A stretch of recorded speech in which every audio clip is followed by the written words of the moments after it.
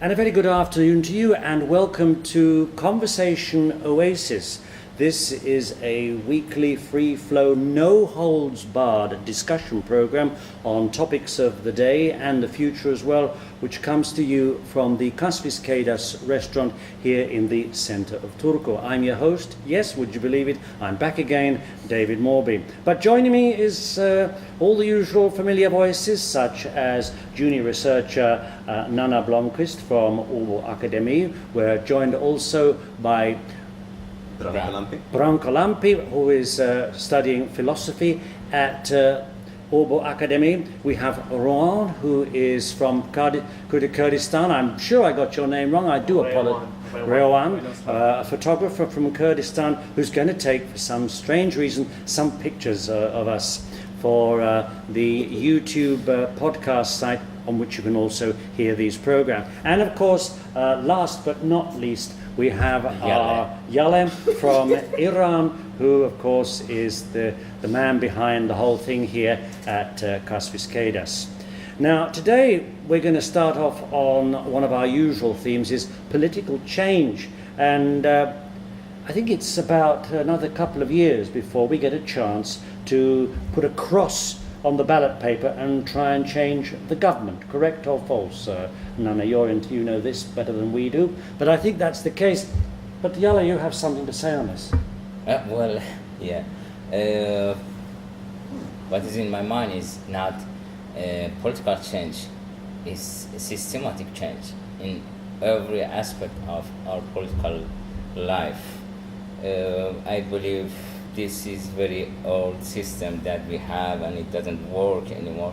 I think instead of one prime minister or one president, we should have 2, 3, like a council of presidents or council of prime ministers. Not one has all the authority to say a word. But anyway, what I meant in the beginning is that people all the time complain about political life they have, or a political problem they have, the government they have, but they never do anything about it. So they leave it all for the government to, if they want to change anything, so to change it. But I mean that people should really get active politically, not to be a member of political party, but to have a political life. In other words, what you're saying is the party system doesn't work anymore. No, it doesn't. Now we have Nana here, who stood as a candidate in the last local election for the Left-Wing Alliance. I can't believe for a minute you subscribe to that view. Yeah, well, like this is the current system we have, so to not be participating in an election would kind of be to give up. On the other hand, it doesn't exclude considering alternative ways of organizing the whole political structure. But meanwhile, then we use the means we have, though it's quite inefficient if you don't get in, like if you don't get elected, first of all, and it's also very local, and then also it requires a lot of work for not so much results, kind of, in the sense that you election works, you do a lot of work without bringing any change, kind of.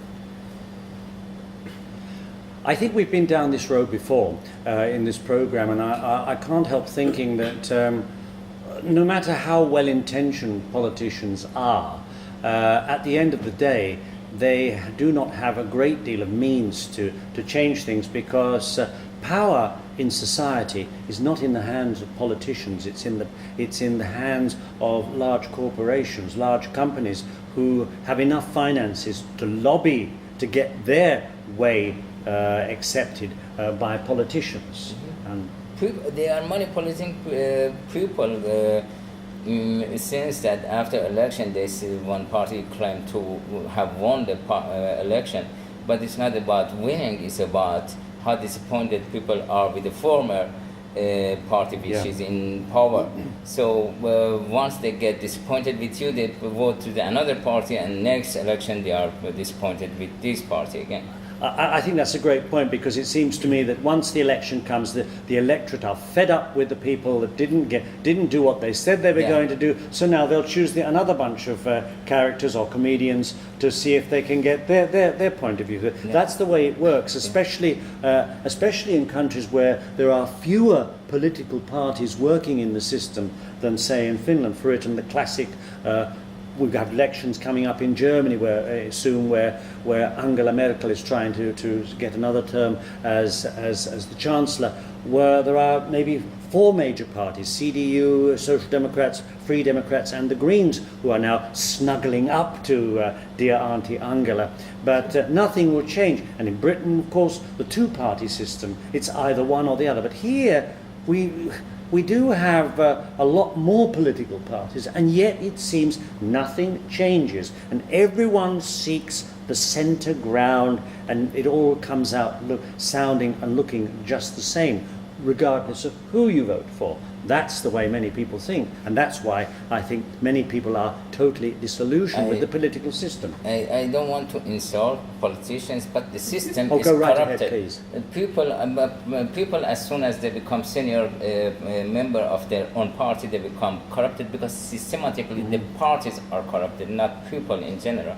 So we need to have changes in parties. Now that's quite an accusation to make. Give an example of how you think political parties are corrupted. I don't believe the election campaign is just very honest, based on the budget, very transparent budgets for parties. I think there are a lot of black money involved with any election. Or there shouldn't be, though. Like if there shouldn't be, but there shouldn't be. They should report the money, but also if it's white money, it's still like you put 100,000 on an election campaign. Excuse me, who is your daddy? You know. Where do you like this kind of money? It's big money. So I mean, there's like all of them have some kind of daddy up there somewhere. Yeah. Even if it's white money, but still something is wrong with the law if that's allowed. Kind of. I've got to put a question to Branko. Many people have tried to explain the world. The problem is how to change it. You, as a student of philosophy, must have some idea on the basis of what we've been talking about. Branko is a junior member of a party. Yes, that too. Yeah, but it's also the same. Yes. Well, generally speaking, that I would say that people have the power of thought, that people have the power of speech, and people have the power to change things, rather than, of course, the corporations have a huge influence on the political system, but the political system is also based on the people, or rather is based on the people, and the corporations can influence that, but people don't realize their own ability to influence the political system. And what I mean by that is, speaking of corruption, for instance, it's a problem when there's a disconnect between the political rhetoric, the way politicians talk about issues, and people not being disconnected from that same rhetoric. And that kind of disconnect allows corruption to continue, and it allows the corporations to lobby, but the political system is still based on people, and it still can be changed by people, by using by thinking, by speaking their minds. But there's a problem when people don't speak their minds, people don't argue, they don't question, and that's a huge problem in Finland, when the people should speak out, but they don't. They don't express things easily.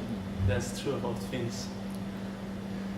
Apathy. I remember this used to be the big word of the late 80s in Finland, where there was this war against apathy. But I don't think that war was ever won by anyone. I think there is still apathy today. Not only just apathy, as you were pointing out, it's turned into something which has left a huge vacuum. Which, of course, if you have a political vacuum, you can be sure that perhaps what we might describe as undesirables will climb into that vacuum and try to take it over for their own evil purposes. But you said that the Finnish people are not talking. But this is not just about Finland. I think it's everywhere in the world. Probably some other country people they are making more noises, but still they don't come up with any alternative, with any option. They are just protesting about what they don't like, but they don't say that what they like. Your country, David, England. No, Finland. You mean? No, my England. previous homeland. Yeah. Okay, your previous homeland. People there, in general, do they do anything to have a change in political system, not government? That's a very good question. It brings me all to the point I always love to raise, and that is the role of the mass media, which of course is controlled in the UK, for instance, mainly by people like Rupert Murdoch. The BBC is now subservient to the wishes of the government, just as Yleisradio here in Finland has been subservient to the government for as long as I can remember. And they skillfully manipulate what is to be discussed, what are the issues of the day.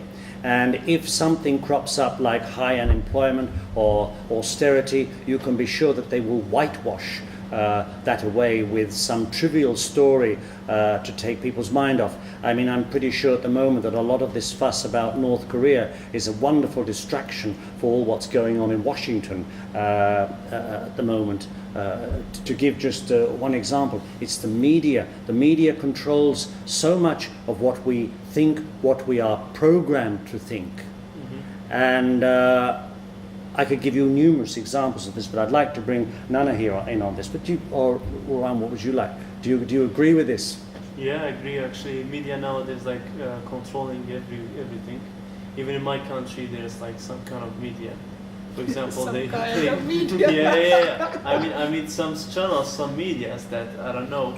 They just show some parties' benefits. Let's say, even the same in Iran, for example, and other countries. So wherever you go nowadays, like media is the way to controlling the people, to controlling the way that you think about everything. I mean, like kind of like programming you how to think and about stuff. So that's why actually nowadays I'm avoiding to watch the media, and I don't believe it at all, because no matter what is it, even the big channels that say CNN or whatever, it's just like working for somebody's benefits. Like that's the thing.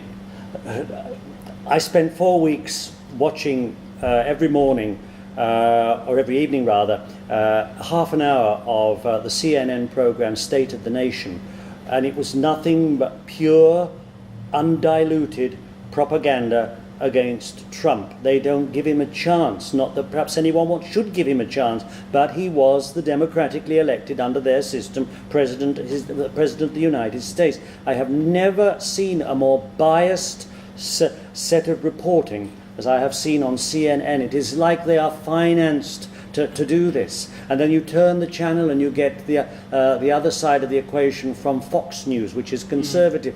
There's no balance anymore. And even here in Finland, you quite clearly see that there is a kind of message which is neoliberalist from an economic standpoint, coming to us every night on television news broadcasts from both Yleisradio and MTV. And I know my former colleagues will want to shoot me in Pasila, but I sincerely believe this because I see it with my own eyes. This controls us. And if we want to talk about how ordinary people are living in this country, or in any country for that matter, don't bother to switch on the media. And I think people see through this, and that's why they become disillusioned, and that's why politics is so out of fashion, so and just not a welcome subject to talk about. So, But the question is who owns them?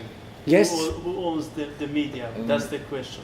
We can. Why wherever you go, like media always in the hands of some let's say massive or the powerful parties, like not the other ones, not the voice of the normal people, regular people. Let's not to forget the point. We can talk hours and hours or probably days about what is wrong with politics and politicians, but what can we do? People in general, what can we do to have an effect in our own life, locally or globally? But I mean locally. I think people should have more like NGOs, more political organizations, not political party but political organization to put to come up with the alternative and put more pressure on government and. Do you mean anarchists? That's an alternative political group. Do you, as a junior member of leftist, don't you? I don't know how junior I am, but anyway. I should point out Anna is a member and is a member of the Left Wing Alliance. Yes. But don't you think that there should be a change, and don't you have anything in your mind for the future if you are a part of system, political system? What kind of changes do you want to happen? Let's say if I would be elected within the system we have now, there's few tax laws that I would like to change, and then Just that.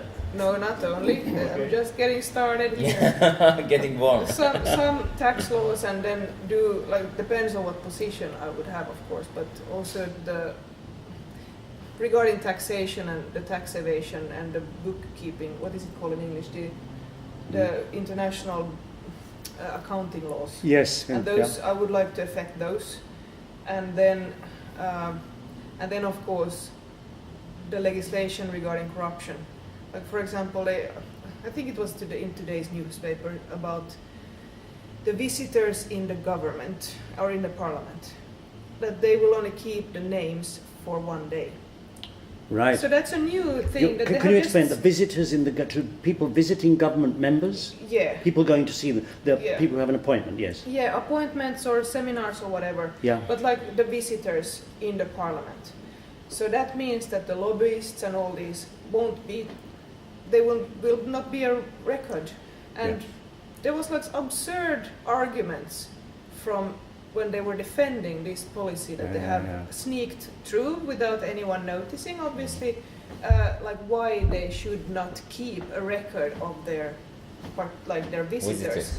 Like seriously. So which flies in the face of open, transparent government. Exactly, and that's I mean that's part of what corruption looks like. Yeah. So these kinds of things, wherever you can counteract corruption and tax evasions, and then of course the economical system can be changed also more radically, so that taxation will be of a secondary issue. It depends on how.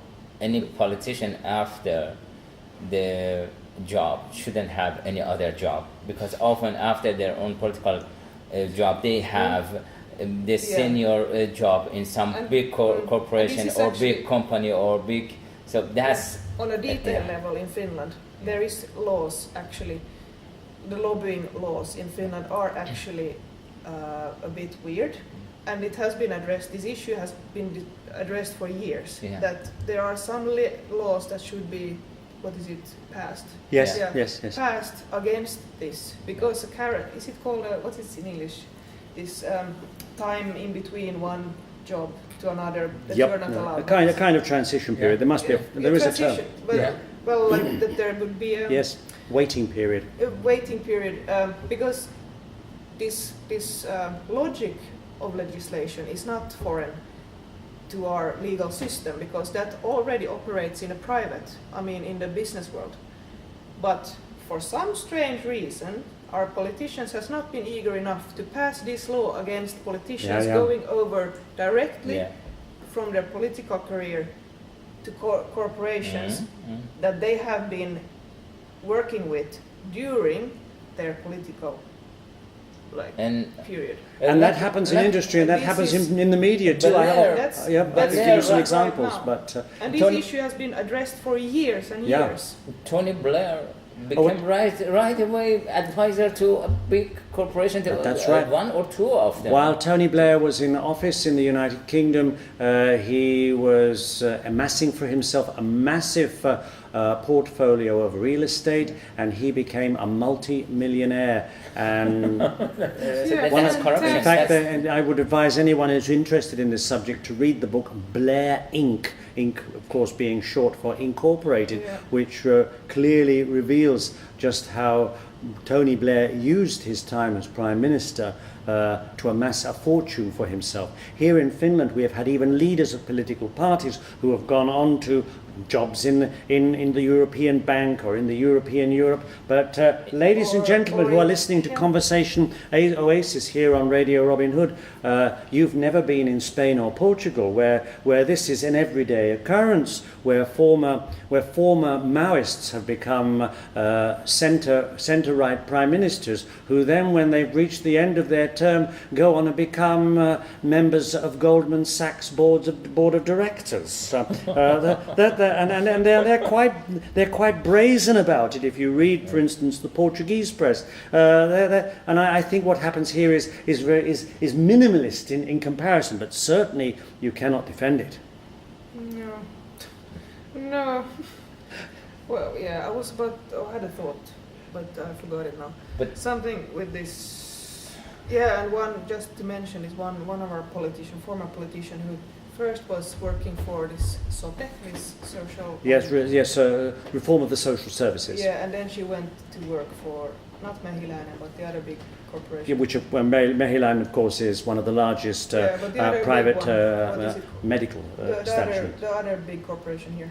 Mehiläinen, Terveystalo. Terveystalo, yes. I think, She went working there, Laura Räty. Like a very, very obvious... sort of. Well, I know someone in Yleisradio who was in a very senior position in news and current affairs, went on to become the head of communications for the Confederation of Finnish Industry, where I'm sure his salary was double what he got in Yleisradio. But yes, so thanks for doing a good job, I would say. If this is not corruption, what is it then? What is it? It's legal corruption. It's legal corruption. Yes. At this point, which is really strange that we still call us a democracy around here. I mean, bullshit. This is what I always say, that at least in Middle East we know that we don't have democracy, but here people always claim that they have democracy, but really it's difficult to change it. It's like there is no option. Many people are disappointed with their life. They cannot, they are frustrated with their condition, economical condition, and it's a bad situation. In America, it was in news that people are much poorer, and in Finland, it was in news that we have more homeless than before. Yeah. So but people in general don't do anything about it. Again, I say. And why don't people do anything? Come on, Bram.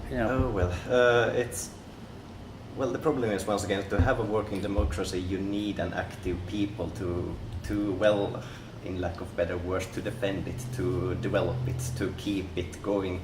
And that's not the only problem, but the problem is people feeling, one of the big problems is people feeling disengaged from the system, and like they're not a part of it, they are powerless to do any real change. And I have, besides I am also a part of the Left-wing alliance, of course, but I have been involved in different organizations trying to activate students when the cuts were being implemented. I was trying, with many others, trying to involve people that come to these demonstrations, do different things and join the seminars that you guys were organizing. Seminars, demonstrations, we had an occupation, we had many different things, so we tried to teach people what can you do to have my own theory why it doesn't happen. Yes. We have here periodical recession like every 10 years, when people trouble economically, they are so engaged with their daily life, they don't have any time for getting really organized or active on these kind of issues. Well, when people are secured with things, they want progress in every aspect of life, but they want changes to happen. Unlike the conservative capitalism, that they don't like the changes, they want their own plan to happen. I see something also which is very alarming, and that is the rising cult of the individual. Now, I'm all in favour of individualism, but it shouldn't be at the expense of community and the greater good, whatever that may be. I'm not talking about the national interest. I'm talking about the greater good of mankind.